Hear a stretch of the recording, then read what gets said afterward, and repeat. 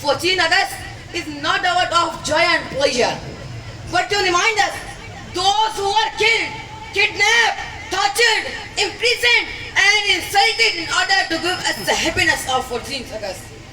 According to the Dawn newspaper, 6.7 million Muslims crossed the Indian border. Their properties were occupied by Hindu rebels. Their homes were set on the fire, and they faced the worst condition during their migration. What were their feelings during the journey? I and you can feel them. Dear listeners, their journey ended a day. Some met martyrdom on the way, and the other reached the new Muslim country where they had no friends and relatives. How they faced this unimaginable situation. Dear guests, before proceeding further, I want to ask you about the reason behind this huge migration. Did the parents sacrifice their sons and daughters to seek any kind of pleasure? Did they leave their homes to live in better homes than they had in India? Did they destroy their properties and enter running and profitable business to be a wealthy in Pakistan? What's inspired Muslim mothers and sisters face the cruel and unhuman behavior from the rebels during the journey? I and you both know the sure answer. They endured all these troubles to get an Islamic state where they could live under the shade of Sharia. Before ending my topic, can you tell me about their dreams? Did they come true?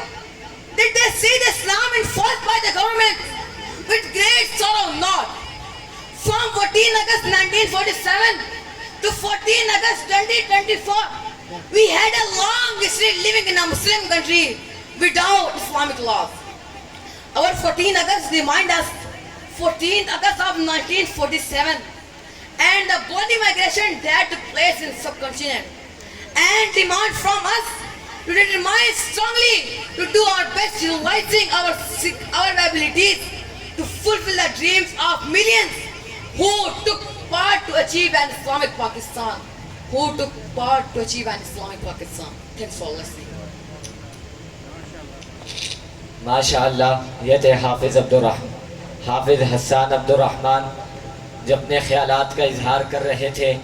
اب اس کے بعد میں ملتمس ہوں شعبہ English کے طالب علم حافظ محمد ابراہیم سے کہ وہ مائک پر تشریف لائیں اور 2 منٹ میں اپنے خیالات کا اظہار کریں. تشریف لا دیں حافظ محمد ابراہیم.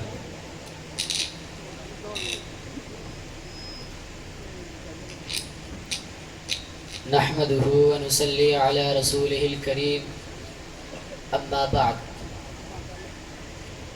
پاکستان کا مطلب لا الہ الا اللہ اور تفسیر وہ زندہ و جاوید روایت کے چراغ ہیں جو مغرب کی سنسناتی ہواؤں کے تھپیڑوں سے بھی بجھ نہیں سکتے. صدر علی وقار مغرب کی گود میں ڈھلتا سورج، اندھیری رات کی تاریکی، ہزاروں کی تعداد میں لاؤ لشکر اپنے ناپاک ارادوں کے ہمراہ واگا بارڈر پر یہ گمان لیے سب بستا ہے کہ یہ زندہ نسل شب پاشی میں مشغول دشمن سے ناشنا ہے، اور اسی سوچ سمیت اس وطن عزیز کی طرف بڑھتے ٹینک پاکستان کی زندہ نسل کے ذریعے خاک میں خاک کر دیے گئے، اور لاہور میں جیت کا جشن ناشتے کی صورت دیکھنے والی آنکھوں کی بینائی کو اچک کر پاکستان کی زندہ نسل ہونے کا ثبوت رقم کر دیا کہ تیغوں کے سائے میں ہم پل کر جواں ہوئے.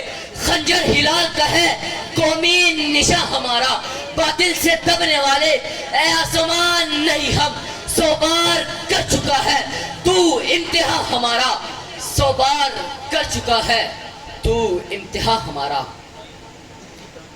شکریہ.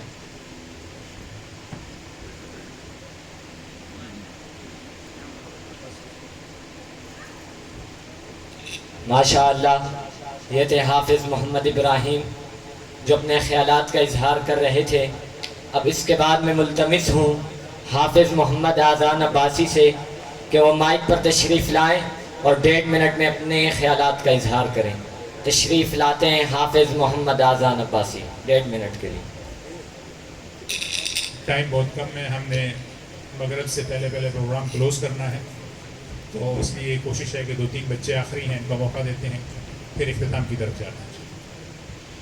آزادی ایک عظیم ترین نعمت اور عالم انسانیت کے لیے قدرت کا سب سے بڑا انعام ہے صدر علی وقار۔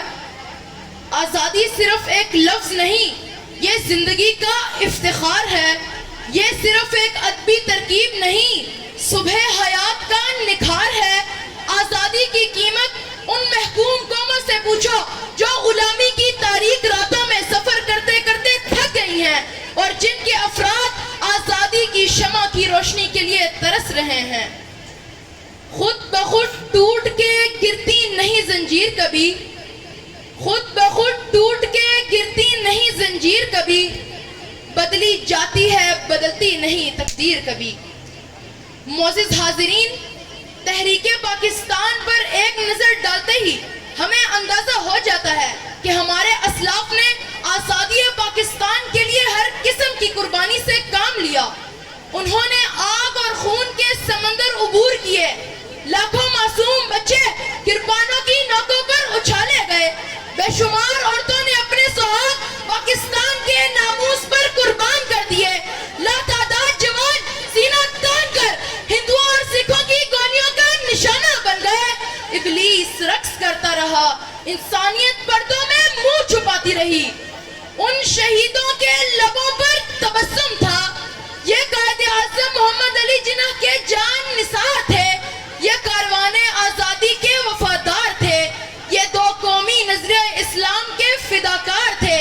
ان کے مقدس لہو کا ایک ایک قطرہ 14 اگست کی حرمت کی قسم کھا کر اعلان کر رہا تھا کہ عشق و آزادی بہار زیست کا سامان ہے، عشق میری جان، آزادی میرا ایمان ہے، عشق پر کر دوں فدا میں اپنی ساری زندگی اور آزادی پہ میرا عشق بھی قربان ہے۔ جزاکم اللہ۔